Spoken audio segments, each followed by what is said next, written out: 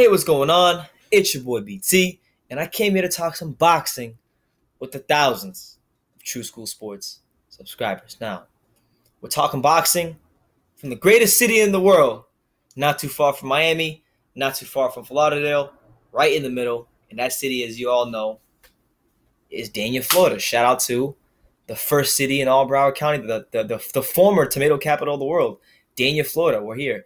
But yeah, man, Manny Pacquiao, Jeff Horn, I know I've been putting out a lot of videos, and I'm going to put out a lot of videos about this fight because there's a lot to talk about, the ratings, Jeff Horn side of things, Teddy Atlas, Manny Pacquiao.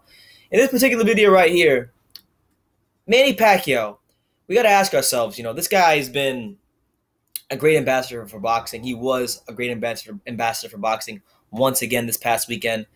We have to ask ourselves the question, was Manny Pacquiao, was his fight against Jeff Horn, was it a setup? Was it a setup? Well, the senator and 8th Division World Champion Manny Pacquiao says that he felt he was set up in this particular fight. Here's what he said to a group of Filipino reporters recently. This is Sunday, actually, I believe. Or Monday, I don't know. But the quote's right here on Boxing Scene. Here's what it says. He says, I quote, "The referee wasn't competent. I felt I was set up." And then he goes on by saying, the judging was horrible, and that was it, man. He didn't have a whole lot of words to say. He just said that he felt he was set up. So I want to camp out on that for a second. Was Manny Pacquiao set up? And in my estimation, in my personal opinion, I don't see how, look, I'm not ridiculously mad at the decision. I mean, I'm mad at the decision, but I'm not mad at. I'm just I'm kind of been desensitized to all the corruption in boxing. It's getting bad, man. It's getting real bad. It's getting so bad. It's almost hard. It's hard to get mad anymore. But what I will say is this. What I will say about Manny Pacquiao is, it was sad to see a guy who's been done so much good for boxing, so much good for the sport, been such a great ambassador, gracious in victory, but definitely just as gracious, if not more, in defeat. Manny Pacquiao was wronged once again. And why, the question we got to ask ourselves is, why would Bob Arum or Top Rank or whoever it may be, the powers that be, why would they set up Manny Pacquiao to lose against a guy like Jeff Horn? And the answer to me, when I really think about it, is simple. Globalization of boxing. The globalization of boxing. Now, what are you saying, BT? What I'm saying is this. We know that boxing at large is a global sport. And we know that, look, Manny Pacquiao and Floyd, Floyd's pretty much already out the sport. He's fighting a freaking MMA fighter next month. Manny seems to be on his way out. Any year now, one of these guys surely will have to leave the sport. So with the sport struggling to find any sort of crossover stars, the way they supplement that is to maybe find stars from other countries that don't have boxing stars traditionally, like in Australia, and you globalize the sport that way. But you can't globalize the sport on a mass level if that guy from said country doesn't have a title. You get what I'm saying? So Jeff Horn is from Australia. There's really no other top level world champion Australian boxer right now. So Australia will be behind Jeff Horn, and should he, he can fight. We're not going to take it away from him. He got to win over Manny Pacquiao. If he's able to beat him at a rematch, he's going to be one of the top welterweights. And then he comes to America. If he starts beating guys here, he will be a bigger name than pretty much anybody, not just in the welterweight division, but probably just about as big as anybody in boxing. Just because he's from Australia. And on top of that, let's not, I don't want to play the race card here, but it's rare that we have world champion boxers who are white. So he'll get more attention just off that alone. That's just how it is, man. That sucks to say, but that's just how it is.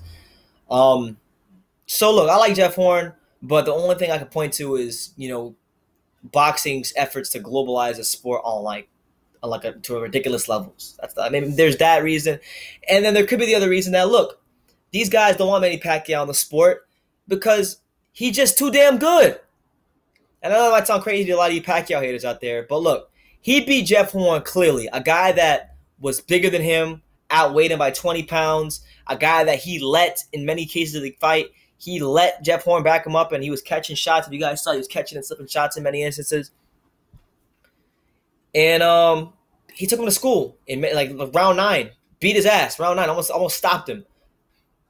Look at his last 3 fights. He's fighting, top guys. He's fought Bradley for the 3rd time, beat him in more convincing fashion than ever. Fought Vargas, who had the confidence of having the biggest win of his career against Saddam Ali, beat him pretty easily. Then he fought Horn just now, a guy who was much bigger than him, physical, very physical guy. It's always hard to deal with those guys that physical in boxing. Beat him too, even though they get a decision. Beat him.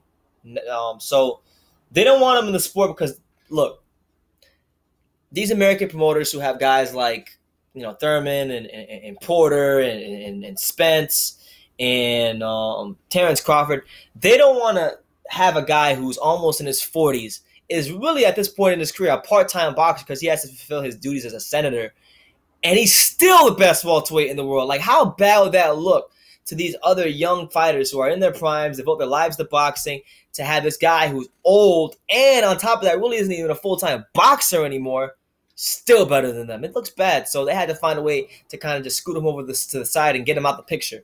And that's how it is, man. It sucks that it's that way, but it's true. Because, look, I'm not saying Manny Pacquiao is going to automatically just beat a Terrence Crawford, an Earl Spence, a Keith Thurman, a Sean Porter, any of those guys, any of those young guys. I think there's actually – I'd probably favor Crawford in a fight and maybe even Spence. I think he'd beat a Danny Garcia, and I think he could beat a Keith Thurman. But as far as Spence and Crawford, I don't think he can beat those guys. But still, that's not to say that he still can't compete with them and give them great fights and push them to places they've never been to before, So with that being said, man, they don't want Pacquiao in the picture just because even at his advanced age of damn near 40 years old, he's just that much better than the majority of the division.